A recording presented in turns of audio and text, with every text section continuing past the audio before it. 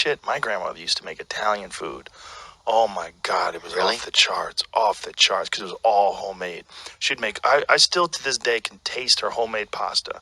Because she would do everything on the kitchen table with the flour, and she would make the noodles and everything. She would make the tomato sauce with the tomatoes that my grandfather grew in the garden. Come on, man. That's romantic. That's romantic. It was insanity. That food was so good. That food ruined me as a child. God. Because I'd go other places. I'm like, why is your Italian food bullshit? Yeah. You know? Because my grandmother made everything. She made her own meatballs. It was sensational. Yeah, there's something, when somebody makes something, there's like an energy that goes into it. It's different. Yeah, Even if it's shitty, you're still like, hey, they took some time to do it. And my grandmother was proud of it, too. When she would serve us, she would come out with this big smile on her face. She knew everybody was going to feast. She knew that Italian food was going to knock your fucking socks off. Fuck yeah. It was so good. And was she pretty hard? What kind of lady was she? Pretty nice lady? She was a harsh lady. Really? Yeah, she was harsh, except for when she was cooking and when she was visiting and stuff like that. You know, she grew up in the Depression.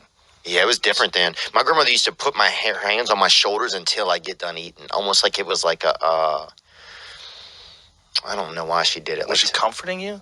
Not or was really. She like restraining you? It was almost like I'm going to set these on here. It was like just making sure you ate. Oh. You know? Isn't that weird that people have to make sure you eat? Like, what do you give a fuck? What do you give a fuck if I eat? I guess, yeah. Yeah, like what if they had a dude that came to your door 3 times a day, you know? I made sure you ate. Sit down. Just to make sure. Sit down. I'm going to put my hands on your shoulders. He's behind you while you're chewing your food. I'll order the chick, bro. I ain't having the dude come. That dude shows up one time, bro, and it's hot dogs for dinner. I'm not going to be able to fucking finish. So I'll have the lady come, bro. That's who I want. Well, you know, my grandmother's day, there wasn't a lot of food when she was a kid because everybody was going through the Depression. Yeah. So, like, you know, you had to finish your plate, man. It's like it was sacred. Food was sacred. And then leftovers were sacred, too, you know? You think you could have survived the Great Depression? Yeah, I mean, you'd hope so. People survived, but it's like it wouldn't have been fun. Hard to get a job. You know, lines for food. People would wait in line at soup kitchens and shit. And people also breastfed their own kids. They did? Or their own. Up till how old? But even older adult children. Even Really? like in Grapes of Wrath. Yeah, remember that book?